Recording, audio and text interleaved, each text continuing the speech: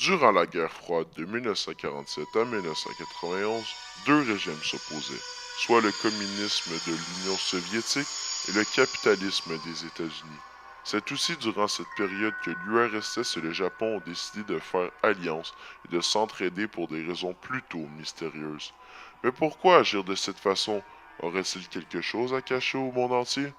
Durant toutes ces années, un secret a été gardé de façon anonyme, mais c'est aujourd'hui qu'il est dévoilé au grand jour. Durant les années 1950, les Japonais étaient déjà à court de poissons sur leur territoire et ont donc décidé d'aller chercher ailleurs pour trouver une région plus propice à la pêche. Ils se sont tout de suite attaqués à la mer Baltique entre l'URSS et la Suède. C'est à ce moment que tout a changé. Les Japonais venaient de découvrir le plus gros secret de l'histoire de l'Union soviétique. Il s'agissait de la Finlande. En fait, le trou d'eau entre l'URSS et la Suède. Et oui, la Finlande est un complot entre l'URSS et le Japon pour s'approprier du poisson sans nécessairement le déclarer aux autorités telles que l'Association agréée de pêche de protection des milieux aquatiques, ou mieux connu sous le AAPPMA. Premièrement, durant la conférence de Yalta, l'Union soviétique avait juré d'attaquer le Japon durant les 3 mois qui suivent. Évidemment, ils ne l'ont jamais fait. Coïncidence? Je ne crois pas. Ne croyez pas que c'est fini.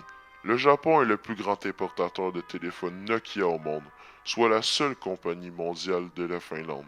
Mais pourtant, selon Risto Silisma, président de la compagnie Nokia, seulement que 2% de la population japonaise possède un téléphone finlandais. C'est parce que les caisses contenant les téléphones sont en fait des caisses remplies de poissons.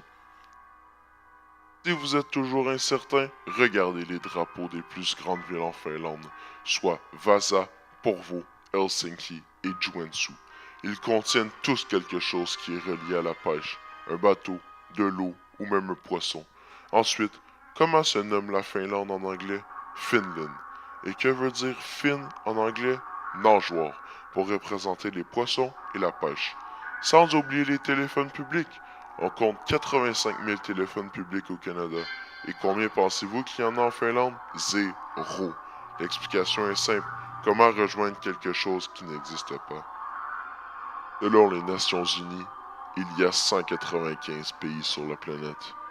Vous pourrez maintenant surprendre tout le monde en affirmant qu'il y en a en fait 194. Maintenant, vous ne pourrez plus dire que vous ne saviez pas.